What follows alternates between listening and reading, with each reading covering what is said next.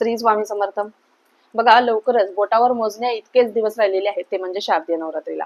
शारदीय नवरात्र लवकरच आलेले आहे आणि या नवरात्री उत्सवामध्ये, या 9 दिवसाच्या कालावधीमध्ये आपल्याला देवी आईच्या अशा कोणत्या उपासना किंवा अशी कोणती सेवा करायची आहे, हेच आज आपण पाहणार आहोत. त्याच पद्धतीने बघा, भरपूर लोक अशी आहेत, नवरात्रीमध्ये घटस्थापना तर करतात, पण त्यांना त्यांची कुलदेवी कोणती आहे हेच माहित नसतं.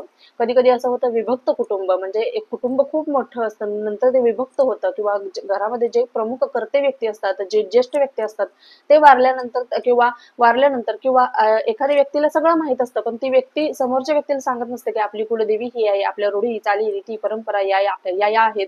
तर त्या व्यक्तीला माहित कशा होणार? कधी कधी तुम्ही परदेशात राहायला असता, जॉबमुळे, तुमच्या कामामुळे तुम्ही बाहेर विभक्त राहिलेले असता. अशा वेळेस देखील आपल्याला अडचणी येतात की आपल्याला आपली कुलदेवी माहिती नसते.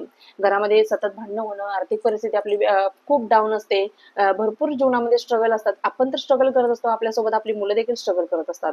अशा वेळेस समजून जायचं की आपल्या कुलदेवीची आपण उपासना किती करतोय. आपल्या कुलदेवी माहिती असली तर तिची आपल्याकडून सेवा होते का, तिचा वेळोवेळी मान सन्मान आपण करतोय का. त्याच पद्धतीने कुलदेवीच माहिती नाही तर कुलदेवी आपल्याला माहिती कशी करून घ्यायची, याच संबंधीचा व्हिडिओ आपल्या चॅनलवरती अपलोड झालेला आहे. त्याची लिंक मी खाली दिलेली आहे. नक्कीच आपल्या चॅनलला व्हिजिट करायला अजिबात विसरू नका.